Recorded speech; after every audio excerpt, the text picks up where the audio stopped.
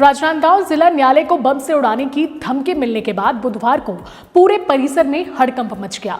सूचना मिलते ही पुलिस और प्रशासन हरकत में आ गया। एहतियातन के तौर पर परिसर को तत्काल रूप से खाली कराया गया और वकीलों और जो भी आम नागरिक वहां पर मौजूद थे उनकी प्रवेश पर भी पूरी तरीके से प्रतिबंध लगा दिया गया। अचानक हुए इस घटनाक्रम से कोर्ट परिसर में अफरा तफरी का माहौल बना रहा। वहीं लोग दहशत में नजर आए।